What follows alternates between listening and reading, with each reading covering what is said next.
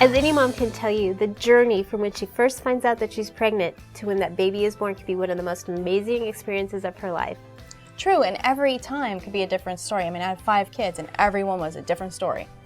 And the story continues after the baby is born, and sometimes that story can be riddled with sleep issues. Which is why we invited sleep expert, and author Kim West, the sleep lady, to give us some answers. And Kim has the answers. Today's show is sponsored by Chico. Do you mean Chico? No, Chico. It's spelled C-H-I-C-C-O, but it's pronounced Chico. They've been making premium baby products for 50 years, and you can find out more about their excellent strollers and their new baby products by visiting a store near you. Chico. Makes me smile.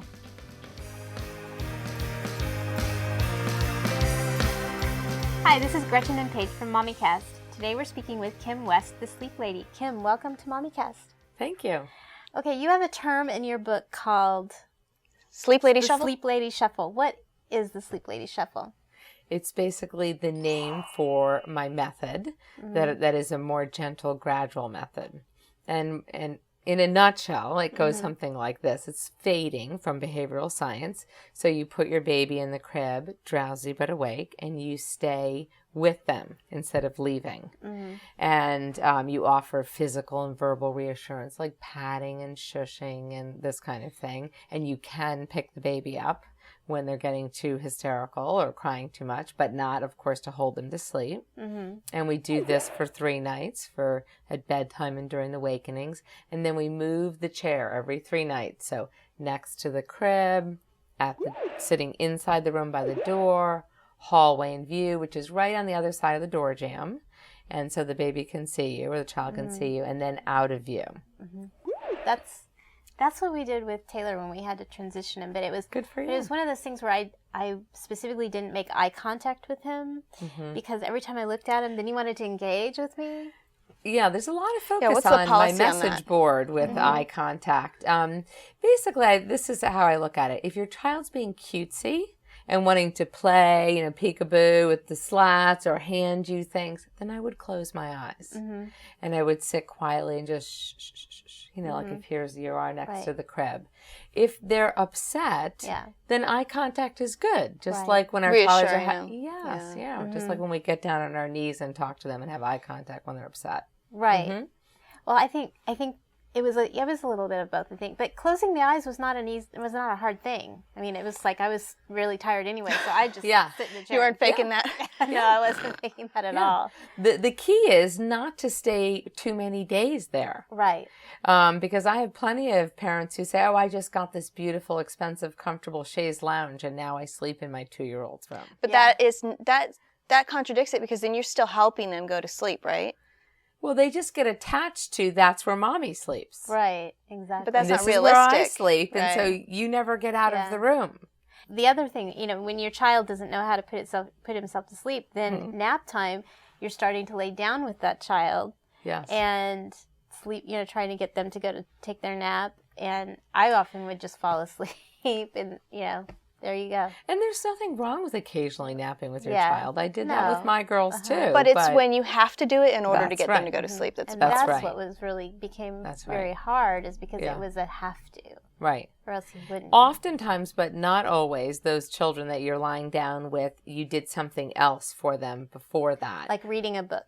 No, I was even thinking when they were younger, like in a crib. Like I call it a sleep crutch, something you have to do to or for your child to get them to See, I've always been afraid of that, so I've always shaken up the routine. Like, just when they think that they've got the routine, then I'll do something different, so that they never depend on, like, my kid. I never wanted them to be like, Mom has to read me a book every night. Like, sometimes it's just, let's talk about the day, or let's read a book, or let's sing a song. I mean, I shake it up so that there's somewhat of a structure, but it's not. Right, you should still have a routine. It doesn't have to be. But I don't want it to ever be so rigid, because there's times when you just can't do it. That's just why it's okay if Dad does it a little differently, as long as it's not Dad getting them all riled up. And you're calming them down. I did this. I got into bed with Johnny. Like, I laid down with Johnny the other day because he was taking a nap at someone else's house. His 3-year-old. He's my 3-year-old. I laid down next to him. And I thought he was falling asleep, and I kind of looked to see if he'd fallen asleep, and he was totally awake, and he's like, Mom, could you leave? Like, oh, I'm keeping you from sleeping. I'm sorry, But he's gotten so used to doing it. And when I first started making him take naps, he would, I put him down. When we moved, the hardest part was moving from crib to bed. Do you see that as being an issue with that age group, was when you move from the crib to the bed? Yes, it can be, especially if they don't know how to put themselves to sleep. A lot of times parents will think that that's what will solve the problem, which only makes the problem worse, because especially if they're too young. Yeah, they can get out. It was interesting because when we did the transition from crib to bed, he became a better sleeper.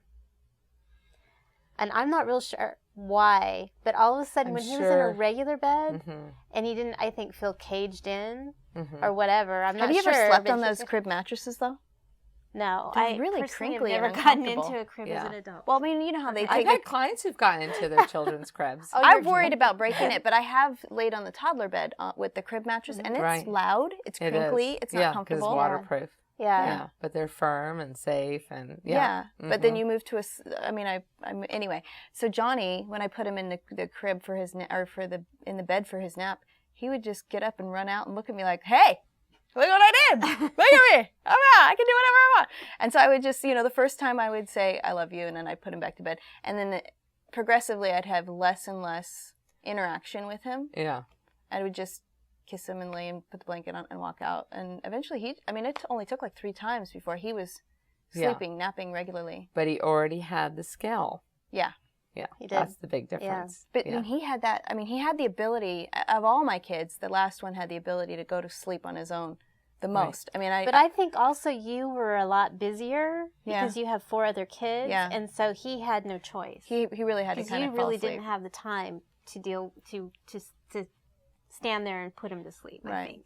Right. Well, and I didn't make anybody else do it. That's why I think it's the first child that's always the one that you make the biggest mistakes on with that, because it's your first baby. You don't know anything anyway about how to do it, and or I've had, parents who they came across, maybe it was their 3rd or 4th child that has a completely different temperament than the other ones. That's true. Or they're driving all around and the child gets nap deprived and they're forced on the to sleep go. in a car seat all the time. I had my 4th had acid reflux. Yes. And so I would nurse her.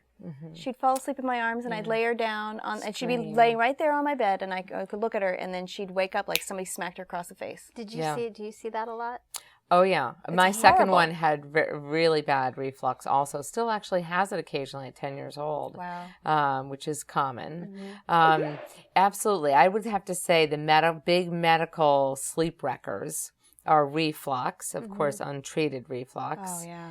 Asthma. Mostly the medication that is used to treat asthma that has steroids in it that wires them. Allergies, in terms of how it affects breathing, and sleep apnea, which is hugely undiagnosed. I heard that a lot of kids that are being diagnosed with ADHD actually have sleep apnea because that's right.